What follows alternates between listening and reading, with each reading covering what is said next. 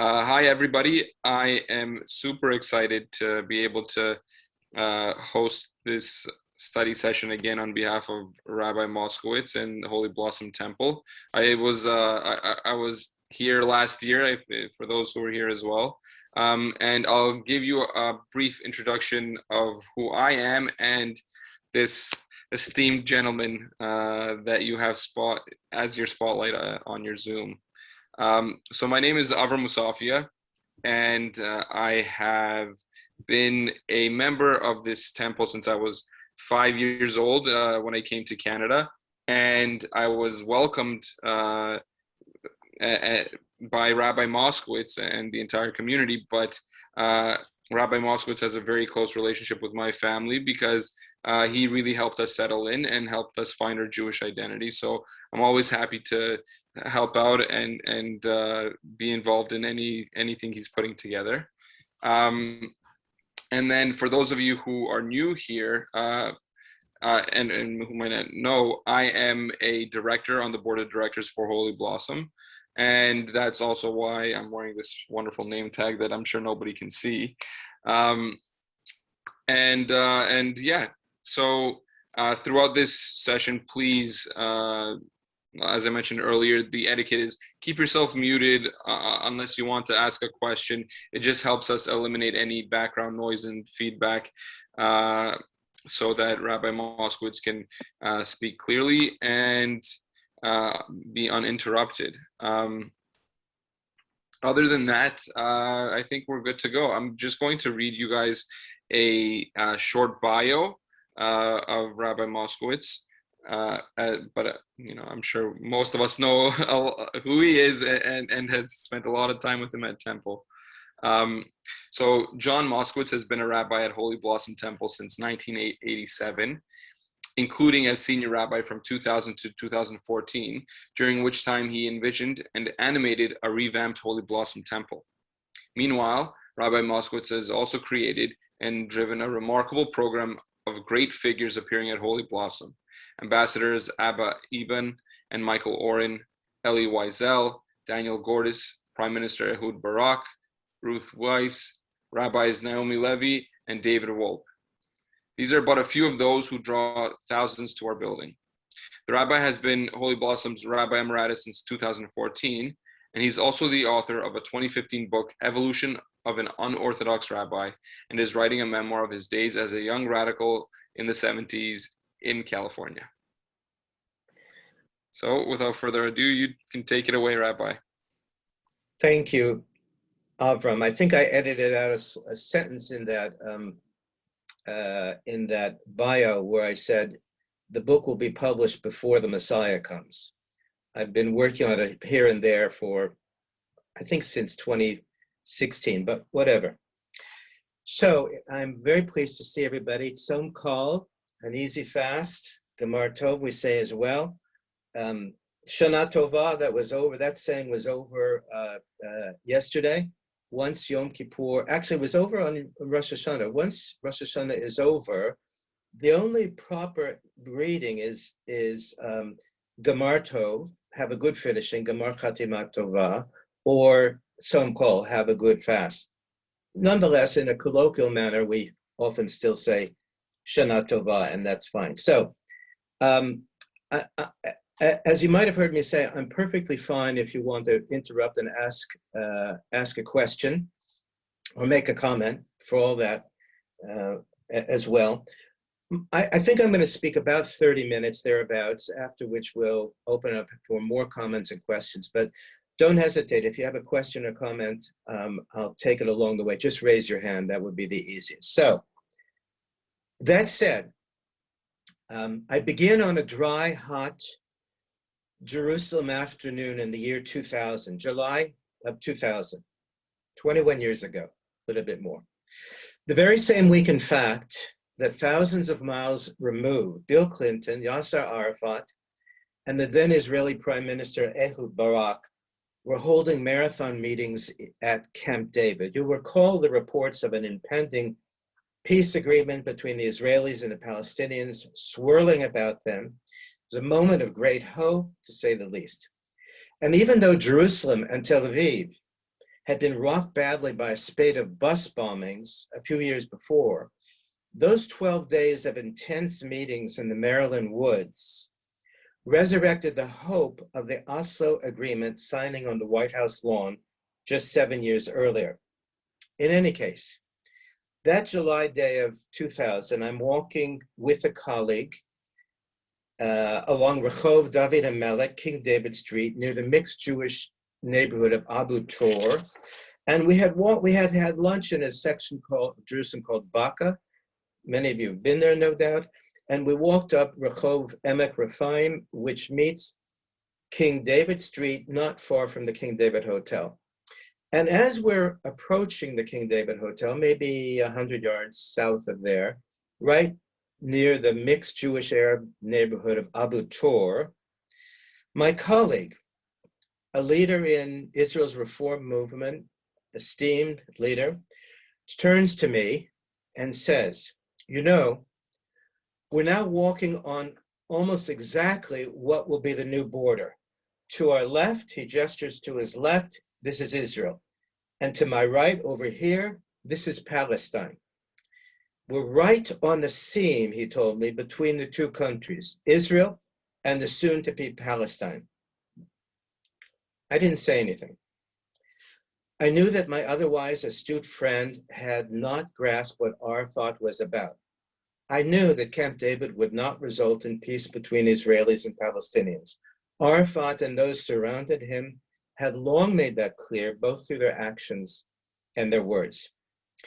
He had been very clear, at least with Arab audiences, about what he called, and others called, the stage-by-stage approach. That is, the takeover of all of Palestine, as Arafat and his friends saw it, one step at a time, one stage at a time. Sometimes it would be through military means, sometimes political, and other times diplomatic. And in fact, you all know the history. In fact, only 2 months later, a little bit more than 2 months, the second Intifada breaks out. And there begins, if mid-90s was a bad time in Jerusalem and Tel Aviv, 2000 from September 30th for about 2.5 to 3 years was much worse, as we know. And now let's not forget, going back to 1993, a little remembered, in fact, I probably ought to say little known moment. In September of 1993, immediately after the signing on the White House lawn of the treaty amongst Arafat and Clinton and, of course, Yitzhak Rabin. What happens then? Arafat, and I'm assuming this was prearranged beforehand, although I don't know this, Arafat was taken to the White House communications room upon his request, at which point he made a speech back to his community in Palestine, the West Bank, Judea, Samaria, the Arab, whatever you want to call it, doesn't matter, in which he said, "Don't worry about what you just saw on the White House lawn. This is part of the stage-by-stage approach by which we will take over all of Palestine." And if you want a reference, look in Neil Kozodoy's book. It's a compendium of writings, and this might have been written by Ruth Wise, I don't remember. Look in Neil Kozodoy's book about the Oslo Agreement. I forget the exact title, but if you look under Kozodoy, Kozodoy, you'll find the book. In any case, to this day, I remain perplexed that my friend, highly intelligent, well-read, a Jerusalem resident, that he would prove so blind to reality. And yet, it's not all that perplexing, for to be honest, I too had been fooled for a long time. You've heard this story, some of you. I had chosen for a long time what I wished for over what my eyes told me, most especially in regard to the Israelis and the Palestinians, war and peace. So at that moment in July of 2000, as my friend and I are walking up toward the King David Hotel, I said nothing. And I said nothing afterward. My mind, however, was hardly empty of thought, because in my silence that July Jerusalem day 21 years ago, I returned in my head some 9 months earlier to Orlando, Florida in November of 1999. And in a strikingly similar moment, I had likewise remained largely silent. And in fact, more than stay silent, I tried almost ridiculously hard not to be noticed. Very briefly, the context. I've written about it at length elsewhere, but just for right now, Yossi Beilin, the architect of the Oslo Accords, a brilliant guy, foreign minister or assistant to Shimon Peres, foreign minister, and then prime minister, had arranged, of course, the Oslo Accords, at first in secret with his Palestinian interlocutors. And then he brought in Rabin and Peres into his thinking, into his plans. And Peres was enthusiastic. Rabin kind of let himself go along with it. And you end up having the Oslo Accords on the signing on the White House lawn. But in any case, in 1999, at the Union for, it used to be called Union for Reform Judaism, the URJ convention in Orlando, Florida. Remember, this is November of 99. Yossi Beilin is the keynote speaker. 3,000 people are in the audience. Beilin gives a rousing speech. Pieces around the corner. Very hopeful speech. Enthusiastic crowd. And as a very good speaker, he brings, at the end of his speech, he's able to bring the crowd rousing to their feet in applause. Everybody stood, as best as I could see, except me. I knew he was wrong, the way 9 months later I knew that my friend on King David Street was wrong. But I wanted to hide. I didn't want to be noticed by my rabbinic colleagues. And so what I did, when I say ridiculously hard, I put my head, basically I'm looking down at my shoes, and I put my head as far down as it'll go so I'm not noticed. Problem is I was noticed. A colleague of mine to my side looks down at me in disgust once all the cheering is done. Disgust and disdain. And she says, "Why are you spoiling our moment?" And the only thing I could say to her was, "He's wrong." That was the end of our conversation. I don't remember that we've run into each other since, but that was the conversation. This session is an attempt to answer why we Jews, for all of our learning, our worldly sophistication and more, why we so often fool ourselves, why we undermine not only our self-interest, but really what is our existential self-interest. And related, of course, is why do we hide? Hide from ourselves, hide from our history, hide from reality. I'll return to those matters, but first to John Murray Cudahy, whom I've described as this brilliant Irish Catholic who knew the Jews better than we know ourselves, including, I should probably say, starting with our, and I'm here using Freud's language, with our discontents. The full title of his book, and it's just for my curiosity, raise your hand if you've read this book, The Ordeal of Civility. So a few of you have. The Ordeal of Civility, great title, great subtitle, Freud, Marx, Levi-Strauss, and the Jewish Struggle with Modernity. John Murray Cudahy, Cuddihy. As I said, he knows the Jews better than we know ourselves, almost. Cudahy was a professor of sociology at Hunter College in New York City. His dates are 1922 to 2011. Professor of sociology there. In this fascinating book, Cudahy describes the high cost of assimilation and first of acculturation, then assimilation for the Jews in European society, in modernity, that is more or less from the French Revolution, really beforehand, really until this day. And of course, it obviously includes North American Jewry.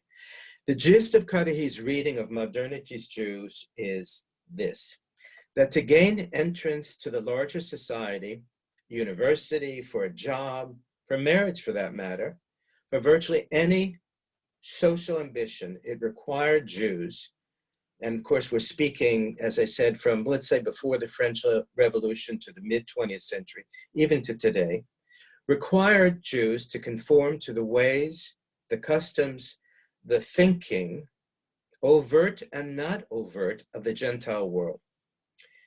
And specifically, says Kadahi, that meant getting the social rights, R-I-T-E-S, right, R-I-G-H-T, and not wrong. Often it meant, Kadahi says, and others have said similar things, of course, pretending not to be who you really were. And what applied in one social situation after another in 19th century Europe for Jews would, over the course of more than a century, apply both more broadly and deeply. And major disruptions and disjunctures began to change who we were, and how we know ourselves. I'll say a word about those disruptions, and just a brief word, but first, let me put a finer point on the Freud, Marx, Levi-Strauss part of Kadahi's subtitle. Just to locate the three men, to be clear about it, men of modernity, but obviously European men. Freud is, 1856 to 1939, born of Moravian Jews, lived in Vienna most of his life, moved to London when things got very bad for the Jews in Austria, died in London in 1939. And if you're so lucky to travel ever again, I wish it for all of us, if you're in London and have never been to the Freud Museum, go there. It's Freud's house. And it's where his daughter, Anna Freud, who was his disciple, and she carried on with his work, she lived there. And after she died, Anna Freud died, it became the Freud Museum. It's a terrific place. I like it a lot. So that's Freud, of course. Claude Lévi-Strauss was a French Jew, spent most of his life in Paris. His dates are 1908 to 2009. He lived to be 100 years old, actually. Lived in New York. People from the New School in Greenwich Village brought him to New York when things got bad for the Jews of Paris. And he spent 7 or 8, 9 years before the war and during the war in Paris, in New York City before he went back to Paris, and became, as a structural anthropologist, that was his area, one of the leading European intellectuals. I think it's fair to say he probably identified more as a European intellectual than as a Jewish one. And Marx, of course, is, his dates are, I believe, 1818 to 1883, Germany, and then in London.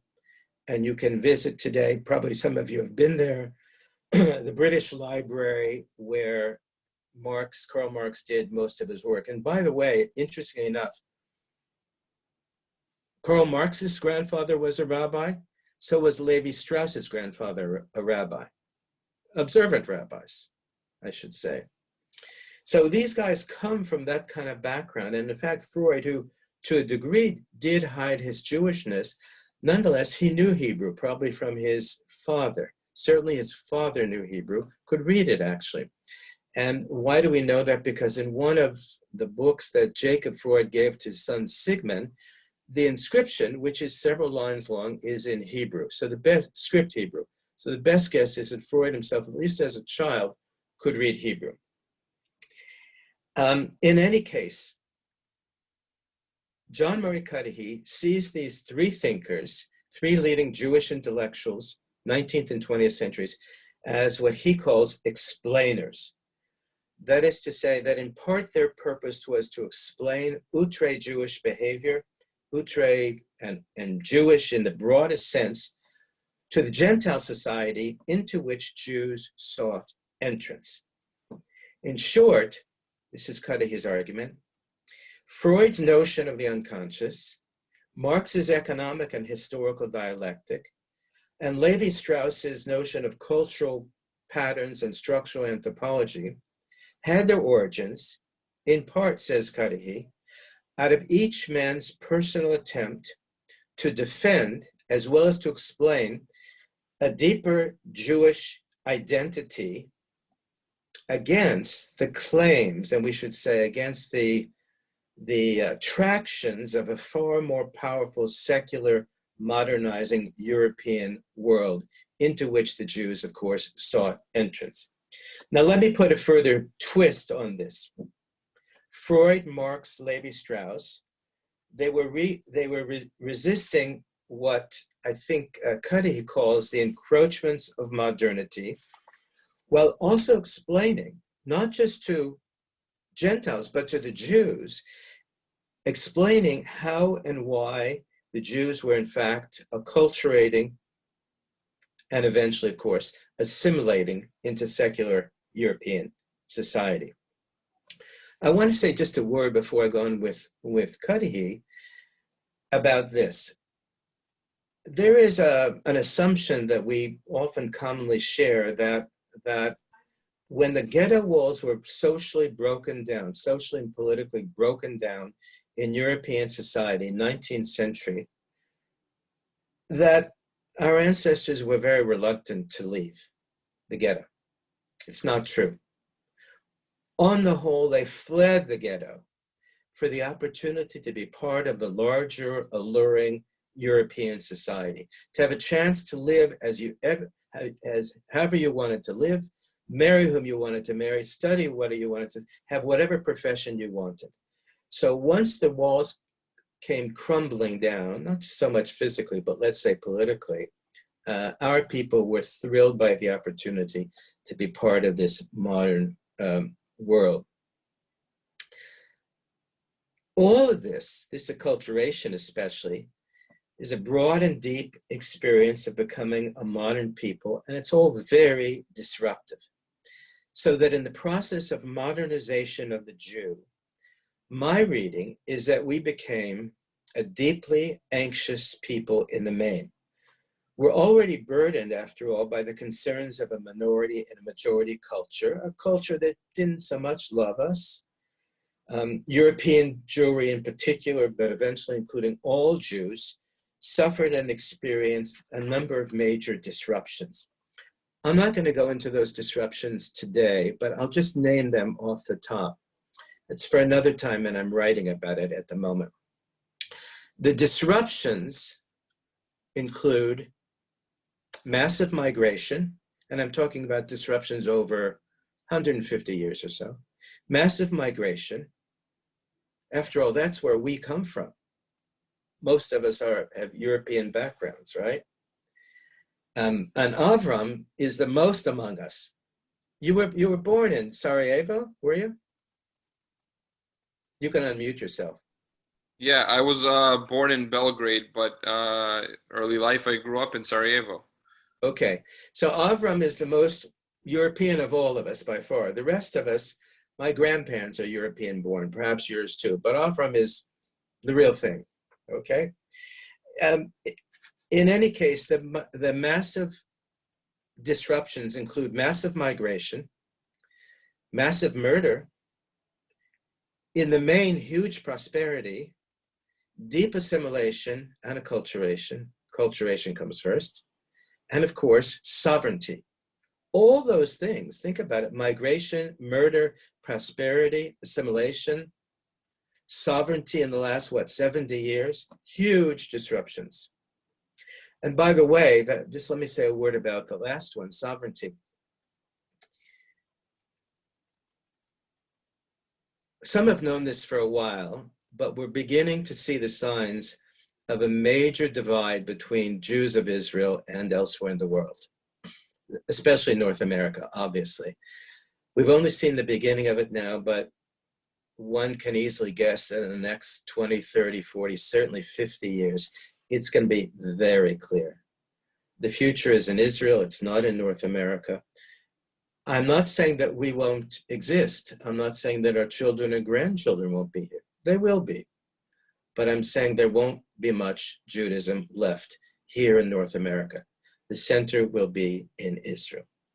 Sovereignty, in the end, may change the Jews more than any of those other major disruptions, with the probable exception of mass murder. change us not only on the outside, but to the core. Or I should more accurately say, at the core. On the inside in the psyche where anxiety resides and is perhaps most recognizable. In that regard, Cudahy tells the following story. It's no doubt an apocryphal one, but it's no less real.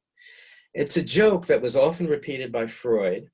Some of you may have heard me say this previously. It's one of I don't tell many stories, but it's one of my favorite ones, about the confinement and the pregnancy of the Baroness Feichenfeld. You probably know where I'm going.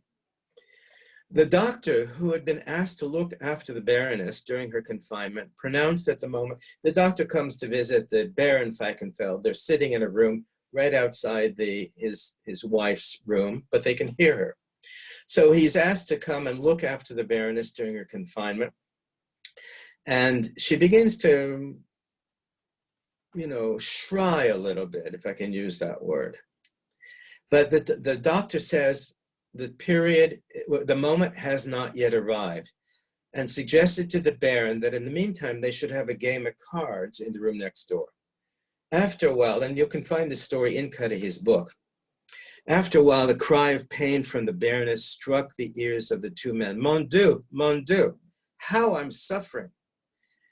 The Baron looks at the doctor, he jumps up, but the doctor says, cool it, relax. This is nothing. Let's go on with our game.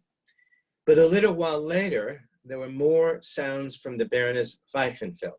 Mein Gott, what terrible pains. Aren't you going in? The Baron asked the doctor. No, it's not time yet. Finally, there came a cry from next door, the unmistakable cry of Oi vavoili, at which point the doctor quickly flung away the cards and said, now's the time.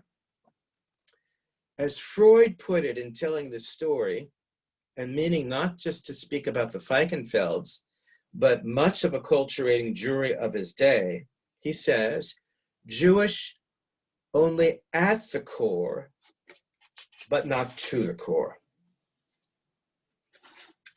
Let me stop for any questions and comments you have so far. And I can't see everybody, so just unmute yourself and go ahead and ask or comment if you have. Rabbi, it's Norm Mogul. Hi, Norm. I read this book about 40 years ago when it came out.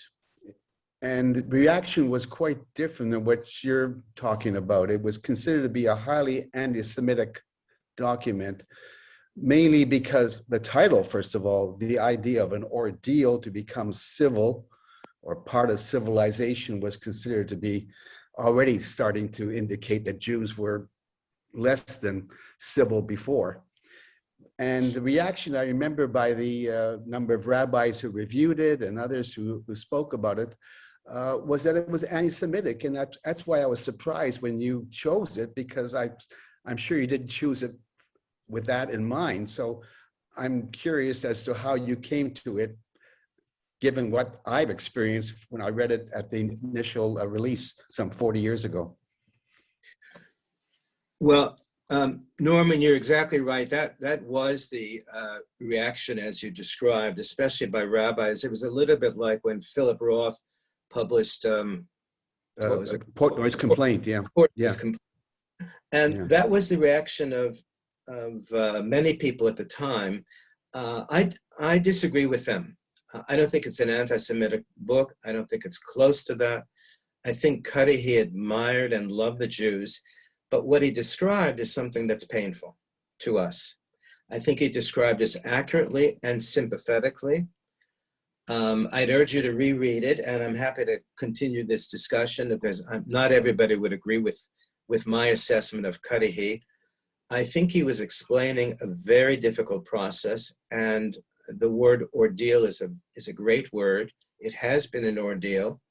We've gotten very good at coming up with ways to appear to be comfortable with our Gentile neighbors. And in 2021, we're a good deal more comfortable than we once were in, say, 1950. But difficulties and discomforts remain. And so I'd urge anyone interested to read the book, make up your own mind about it. Norman, I'm more than happy to have a conversation with you, but you do have a lot of company. I suspect I have a lot of company too, which is to say, comments about Cudahy's book are somewhat divided. But the bottom line, at least for me, is that it's not anti-Semitic, not even close, and in fact is a sympathetic reading. And I should say to you that I was introduced to the book by a teacher of mine in rabbinical school. Now, granted, he was an Utrecht kind of guy. His name is Norman Mirsky. And it's very possible that I stole the title of my book, Evolution of an Unorthodox Rabbi, from Professor Mirsky. He wrote a book in the late 70s, early 80s called Unorthodox Judaism. He was a totally unorthodox guy, a brilliant sociologist and rabbi who introduced us to the thinking of Cudahy.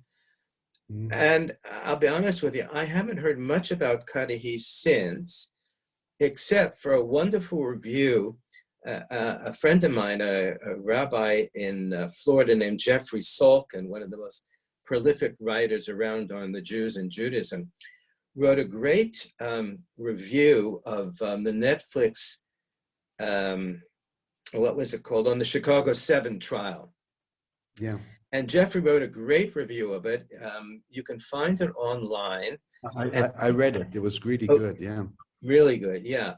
And I'd urge you to read it. Just look up Jeffrey Salkin, Salkin, and you'll find it from, I think, right after the Netflix Chicago 7 trial film came out. So it's about a year old or thereabouts. Now, Jeffrey's a friend of mine, so we may think alike, and we may have a certain view of the world that's similar, but so too do, I would say, a lot of very sympathetic Jews. But anyway, have a read, and Norma, I'm more than happy to talk with you about it offline. But if you want to say more about it, go ahead now. I'm more than happy No, to hear. I just wanted to bring up the reaction at the time, because it was a big reaction. It was, you mentioned Roth's book, and this book hit the community right between the eyes at the same, almost at the same time. And I remember Rabbi Plaut particularly being very dismissive of Roth's work, and I don't know what he thought of this work, but it was a time when there was a lot of sensitivity to anti-Semitic writings, or perceived anti-Semitic writings. That's all I wanted to say. Yeah, it's a fair comment. I would only add that I think Cudahy was a good deal more sympathetic to the Jews than Philip Roth, but I've never seen Philip Roth as an anti-Semite in the least. His short book, long essay, Goodbye Columbus, is a favorite of mine. Mm-hmm. Anybody else? Yeah. Okay.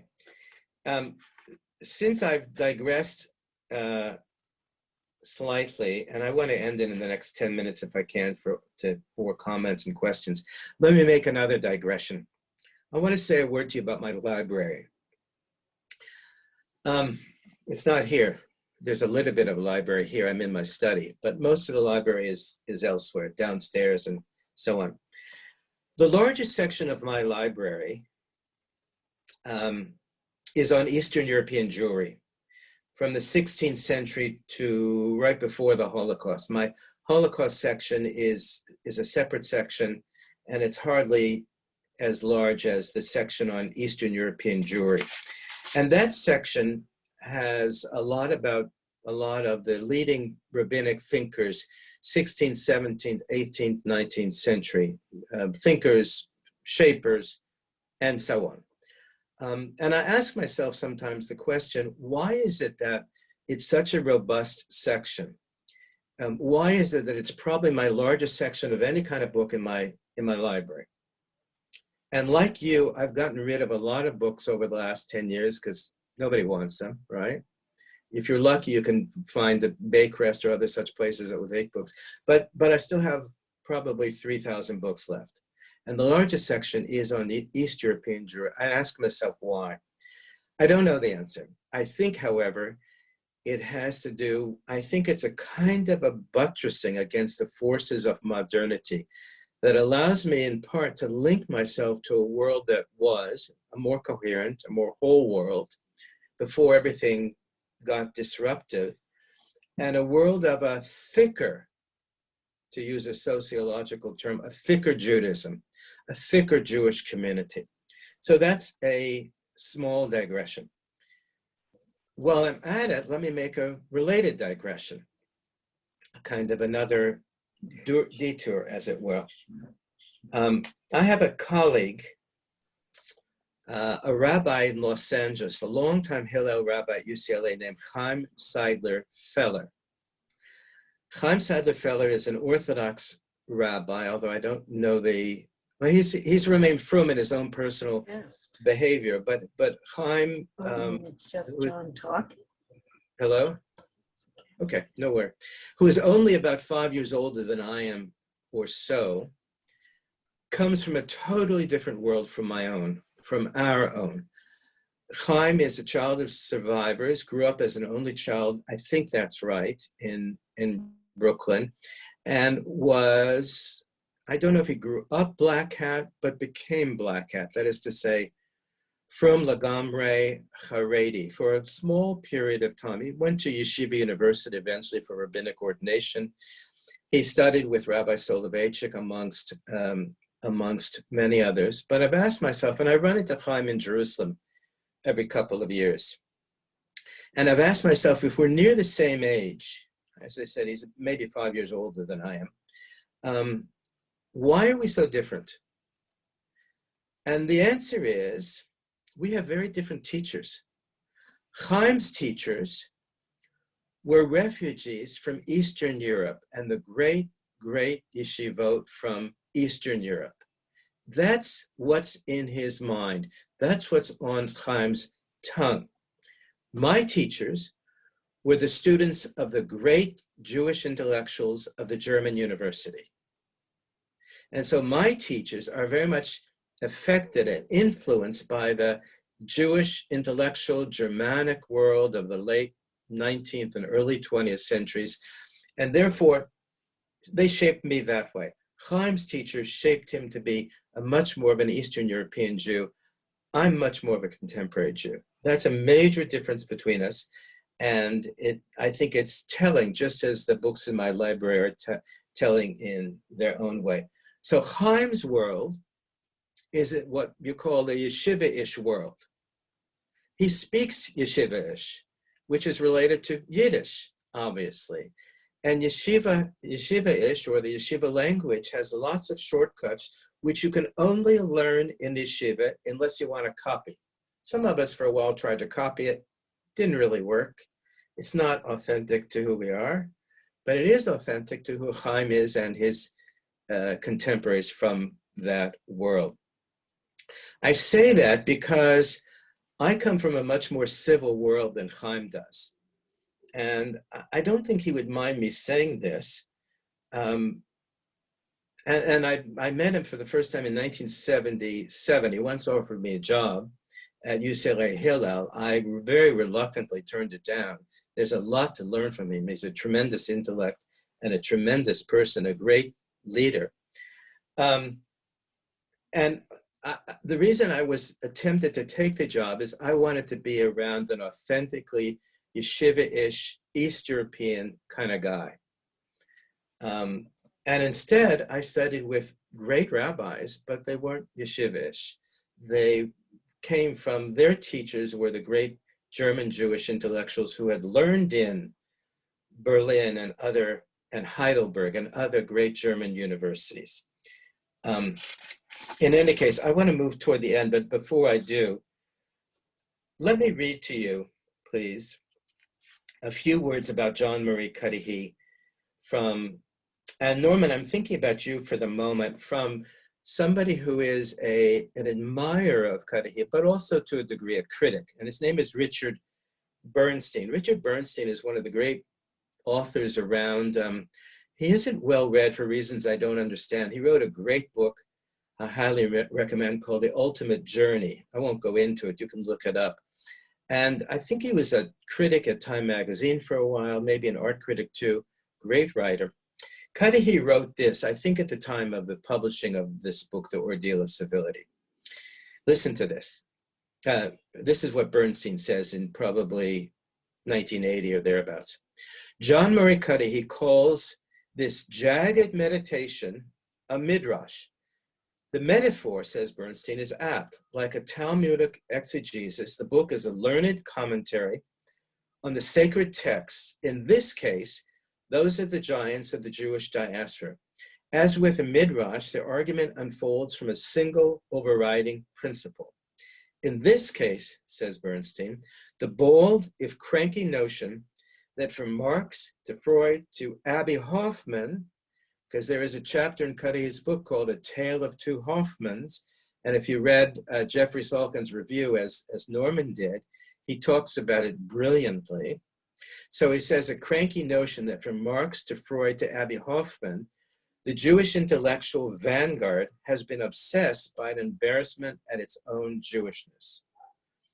The celebrated geniuses of Jews of modernity, says Bernstein, in Cudahy's view, have been intellectual Davids slaying Gentile Goliaths. Why? Because historically successful assimilation required that the Jews, quote, be nice, end quote, that they accept the impersonal, formal civility of Gentile society at the expense, and this is to a degree the difference between Chaim Sadlerfeller and myself, at the expense of the more idiosyncratic, traditionally religious world of the ghetto. Instead of being nice, I'm still with Bernstein, Marx, Freud, and others persisted in what he calls, Bernstein does, the coarseness that reveals, and codified the resistance into, and this is a great way to put it, codified their resistance into vast intellectual systems. Such people, says Cudahy, reacted to anti-Semitism by exposing the hypocrisy at the root of non-Jewish appearances, despising those who concealed their Jewishness out of embarrassment. They showed that behind the Gentiles' surface refinement lay the universal uncivil Jew. Now, let me then begin to conclude, and I take my cue, as I mentioned, from Jeffrey Salkin.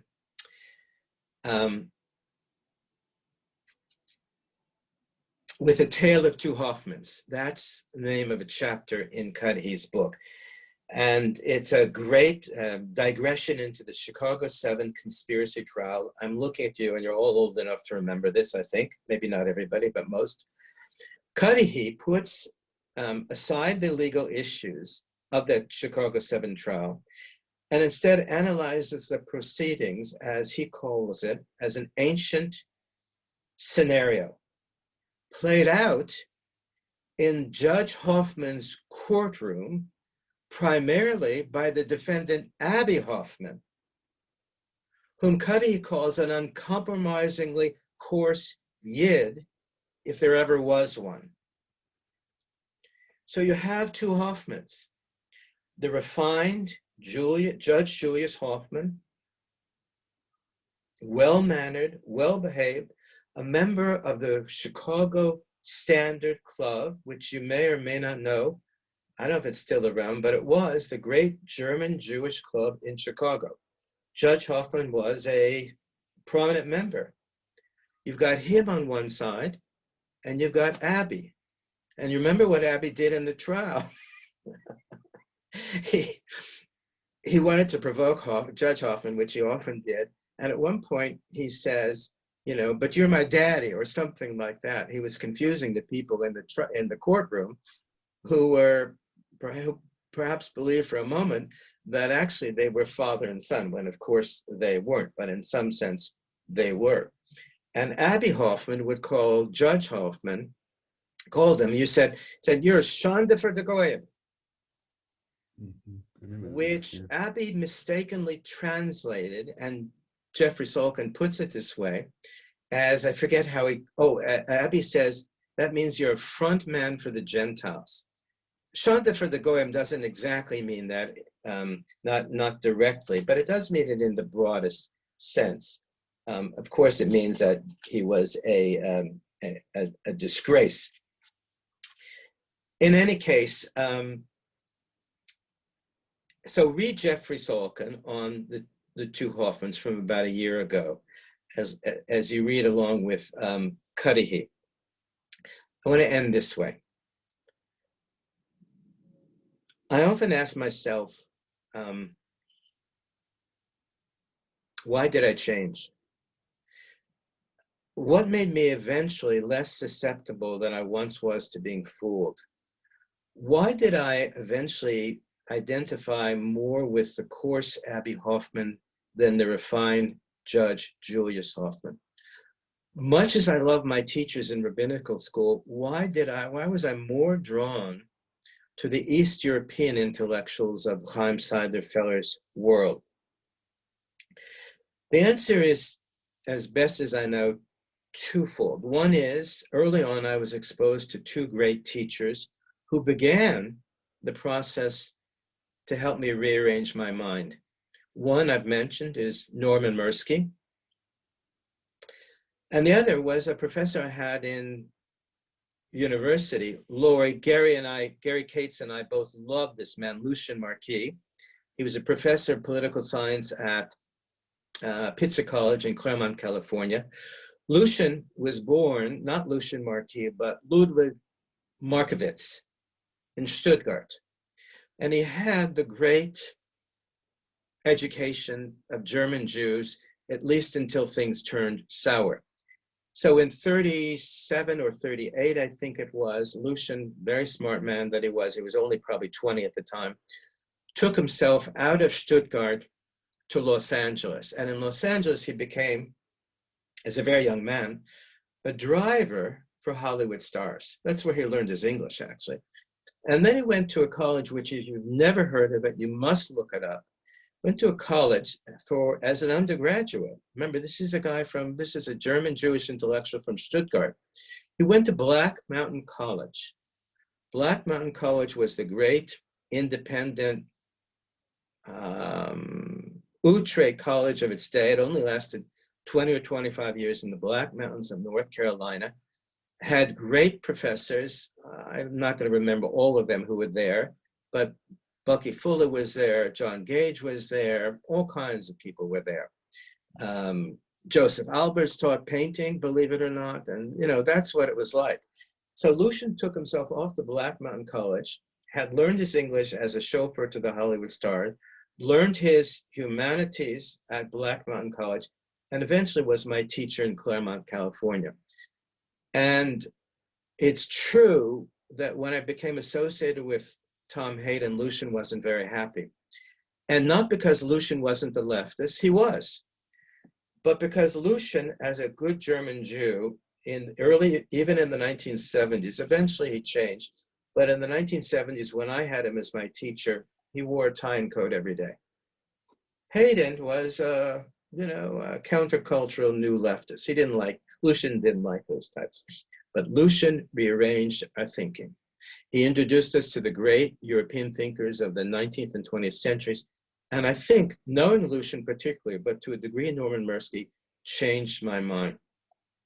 And eventually, as many of you heard, another 20 years later, my mind was changed in a deeper way, and I would say in a permanent way. Once the spate of bus bombings in Jerusalem and Tel Aviv took off and shocked me. I shouldn't have been shocked, but I was. And it made me, for the very first time, read. I'm looking at you, some of you, and you read these people early on. You studied with them, some of you did. It made me read for the first time a crew of intellectuals that my crowd and I disdained. Ruth Wise, Norman Podhoretz, Charles Krauthammer. And trust me that for a long time, I kept my reading hidden.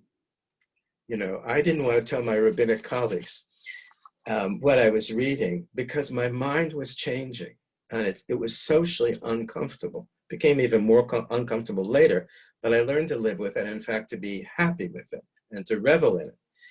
So it's the great teachers who change our minds. And I would put John Murray Cudahy in that group. Somebody who changes your mind. Doesn't mean you have to agree with Cudahy, but he makes you think differently. And from my own point of view, better than I had thought previously. Let me just end by going back for a moment to that day in July of 2000 when my friend and I are walking on what was purported to be the upcoming border between Israel and Palestine.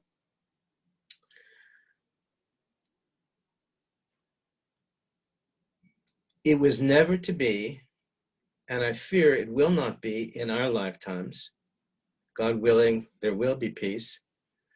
But I don't think there will be a border there in our lifetimes for the simple reason that Israel has a leadership and to a degree, an intellectual coterie of people. And I include people from, let's call it the sane right to the sane left, who understand that they're in the Middle East. They're not in Europe and they're not in America.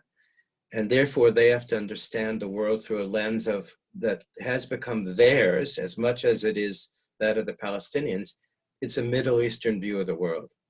And thankfully, the Israeli leaders, for the most part, and here great credit really goes to Menachem Begin, the hated Menachem Begin,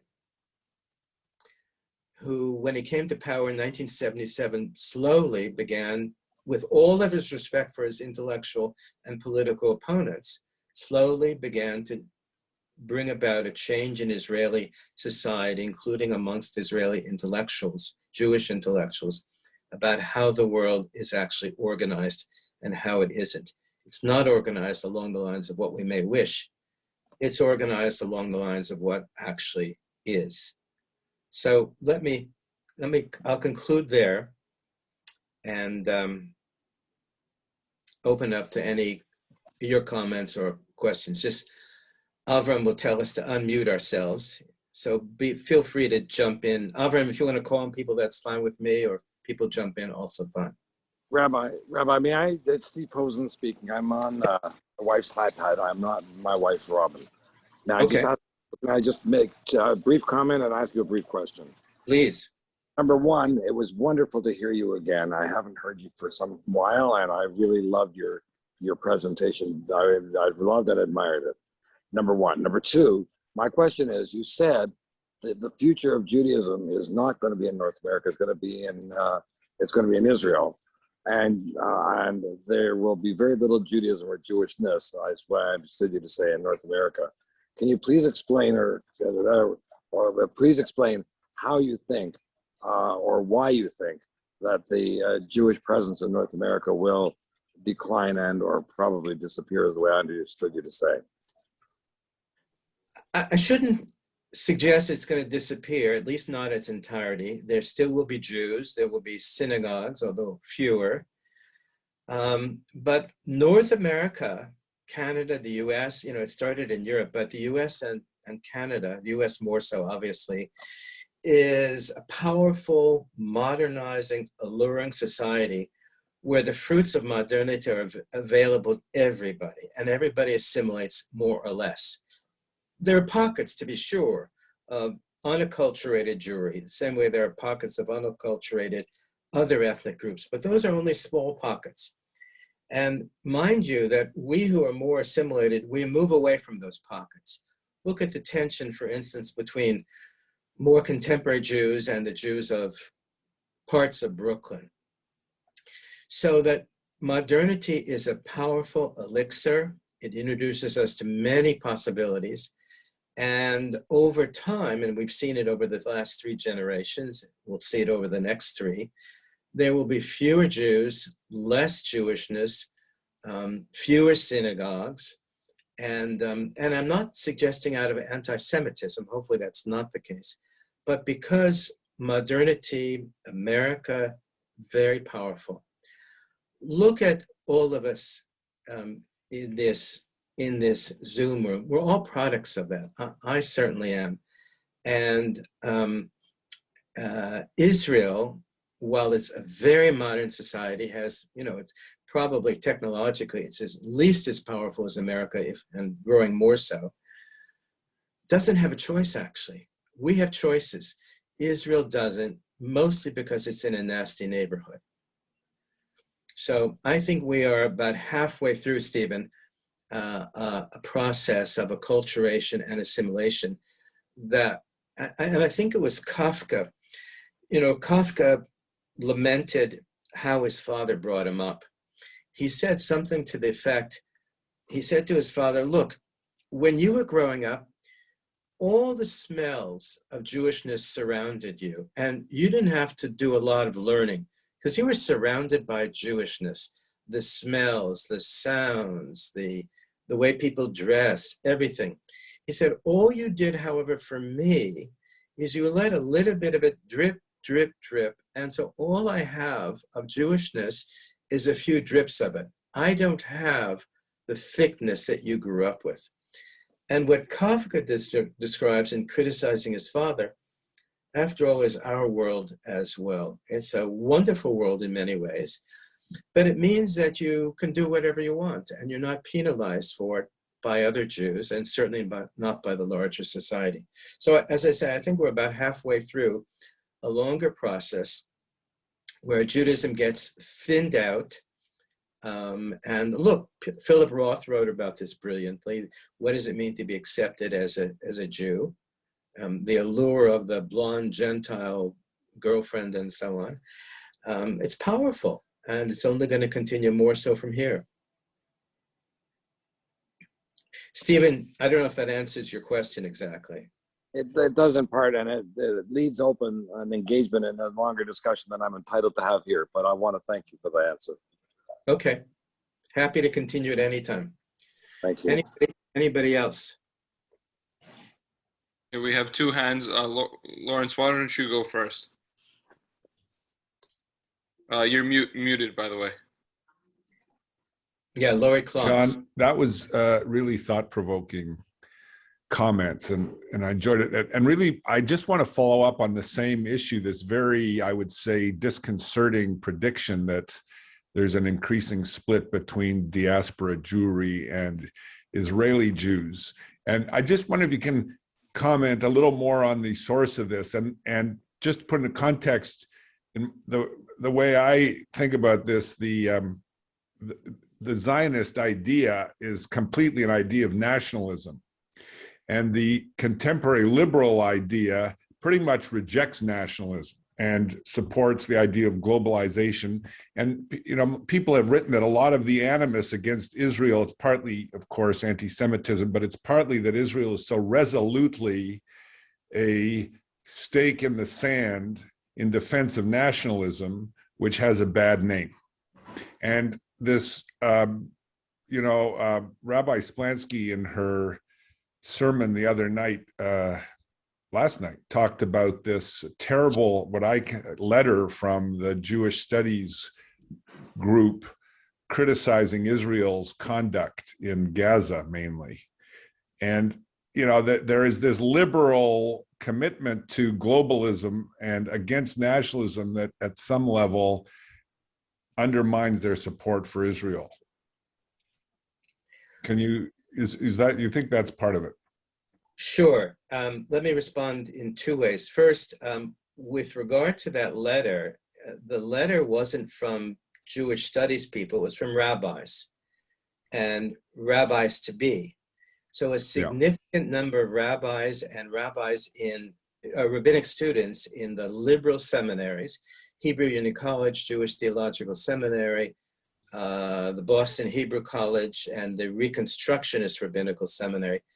Those students, plus other rabbis, wrote a letter deeply criticizing Israel, and they have a lot of support, including very much amongst non-Orthodox rabbis. You'll find a few Orthodox rabbis who will be sympathetic, but mostly non-Orthodox. And that's an alarming development, not a surprising one, because it was happening already, but an alarming development because these are the future leaders of Canadian and American Jewry, and this is what they think. And it's not a small number. So far, the number, it looks, if I'm not mistaken, it's somewhere around a little bit above a quarter, and it would appear to be growing. With regard to nationalism, you're exactly right.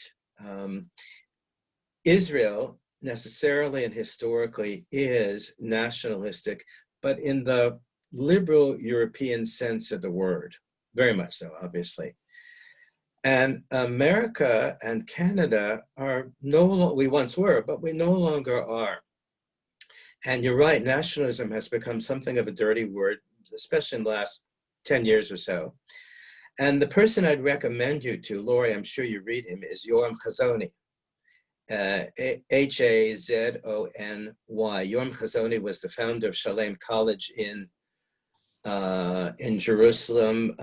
He grew up, as best as I know Yoram a little bit. He grew up in a secular environment, I think in New Jersey, took himself off to Princeton, became friends with a couple of guys, Dan Polisar is one of them. Dan and Yoram founded the Shalem Center together. They all became observant together. This is when they're early 20s. They studied at Princeton with some of the greats there, and they took themselves off to Israel and founded Shalem, first of all, the Shalem Center, and eventually Shalem College, which, and Yoram is the brilliant articulator of this, which sees nationalism as a very positive development, very much for the Jews, but for other people as well. He's a good defender of it, and he's a great explainer of it. So if you want to follow up on Lori's comment, Yoram Chazoni, one of his great books, by the way, the newer book is on nationalism, but the book that introduced me to Yoram originally, it was called The Jewish State. I recommend it highly. Yes, it's a takeoff on Herzl's The Jewish State, but Yoram's book, which came out in the summer of 2000, and I couldn't help but reading, and Sarita, I see you on here, but I didn't see your face. Sarita Dotan, if I remember correctly, you were reading at the same time in Jerusalem. The Jewish State is a critique, among other things, of the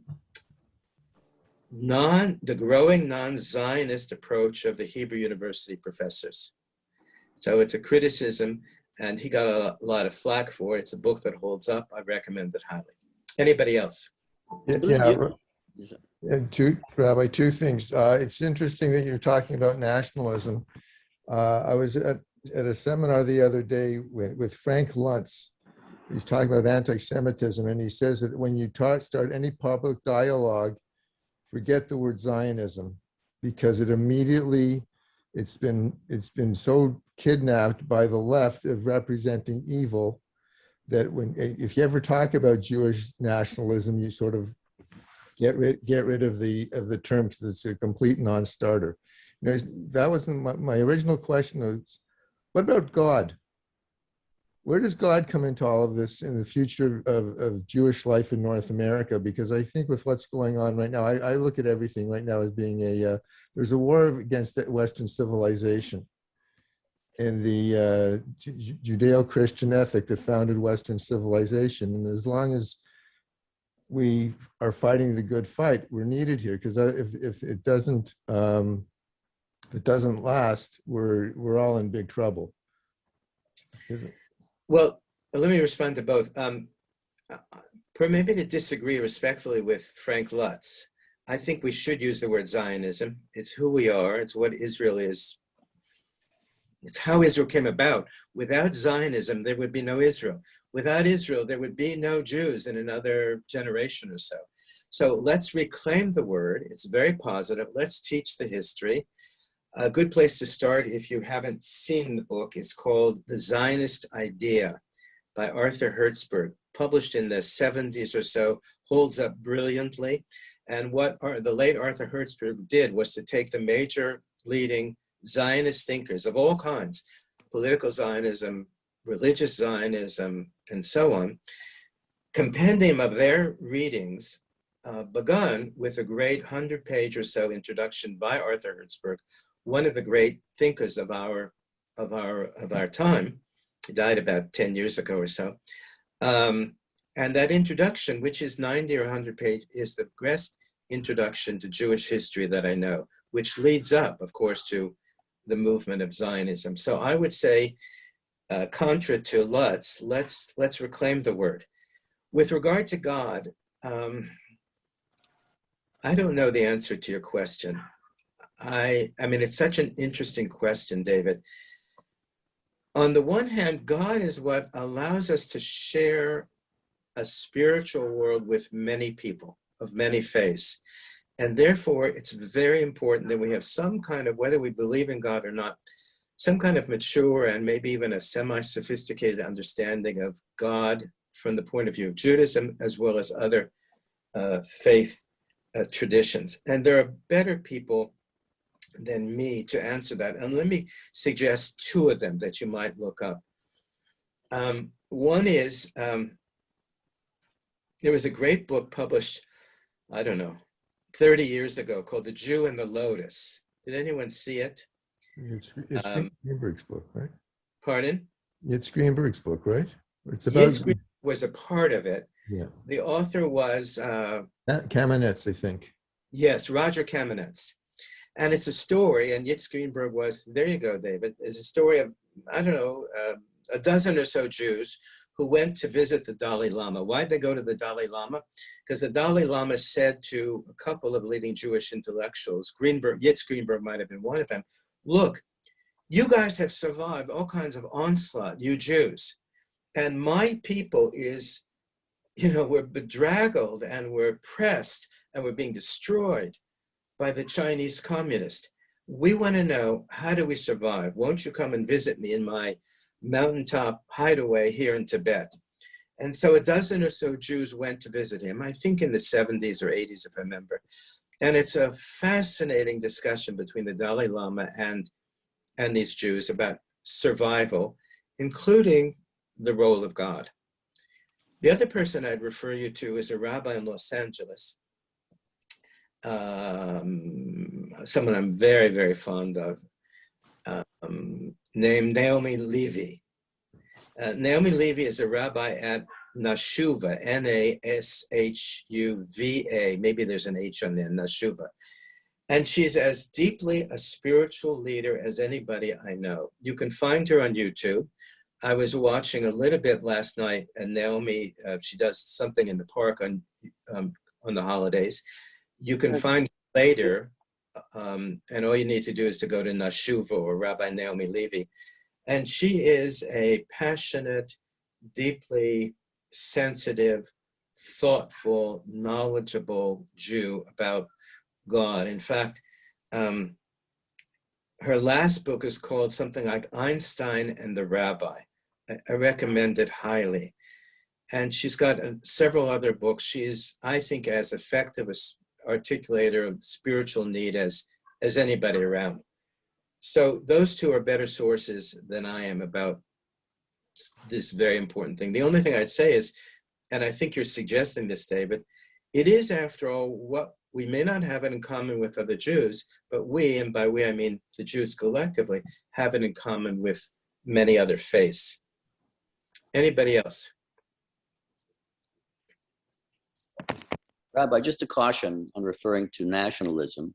Okay. Versus the nation state, which I believe Hazani was referred to the nation state. That was an argument about that, not nationalism, which is often associated with far right. And his argument was the nation state versus globalism. And he gave us an example, the European Union, which is an attempt at globalism, which he believes will fail. So, Joe, thank you for that. And you may have read Chazoni's latest book. I actually haven't read it, so you've read it more carefully. You know it better than I do. Does he actually say that nationalism itself is not to be lauded or emulated? I haven't read his book, but I listened to him in an interview. Okay. He didn't really speak about nationalism the way we understand it. He was speaking about globalism and the loss of the nation state. And Israel is hated because it is an example of a nation state today, whereas a lot of the rest of the world is moving away from it. Open borders in the United States, open borders throughout Europe. He sees that as destructive. Yeah, Because it erodes any kind of national Identity and cohesion, et cetera, et cetera. That's right. cohesion is crucial to any society if it's going to survive. You know, just as a footnote, it's interesting that one of the reasons that Bibi Netanyahu has been hated, so hated, not just in Israel, but maybe even more so amongst North American Jewry, much of it, is that Bibi has been a defender of the nation state, an articulate defender, and doesn't back down easily. We'll see if that's the same case for his successors. I doubt it, but we'll see. And just so I'm clear, I am a fan of Bibi Netanyahu. All my Israeli friends are aghast when I tell them that, but it remains the truth. So, anybody else? One last comment on civility and conformity. Yes.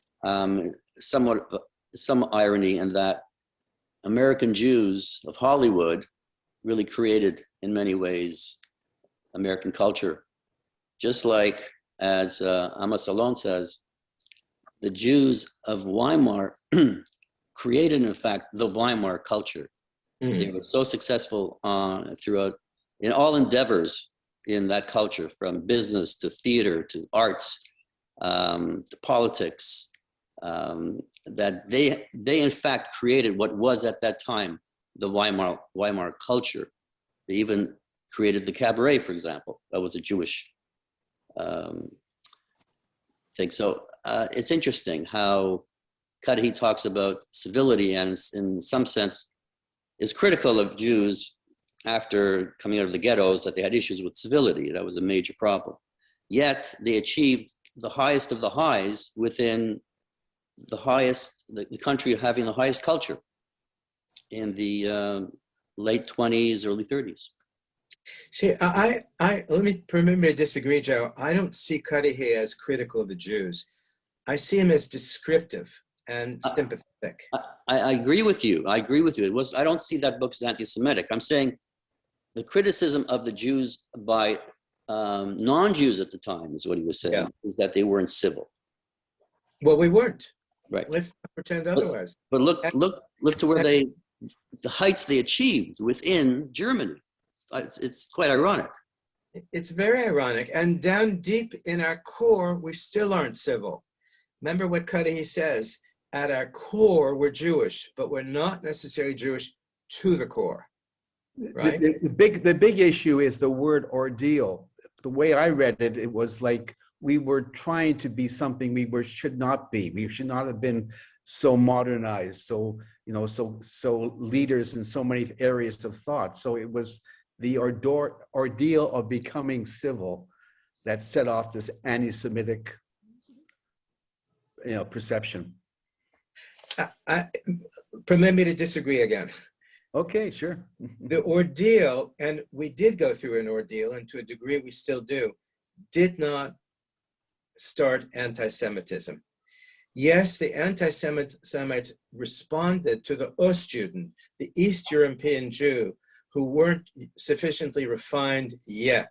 And so we felt all the more pressure to become refined, to speak the language well, to dress as Gentiles dress, to marry and everything. But it's not our ordeal that set off anti-Semitism. It was already present.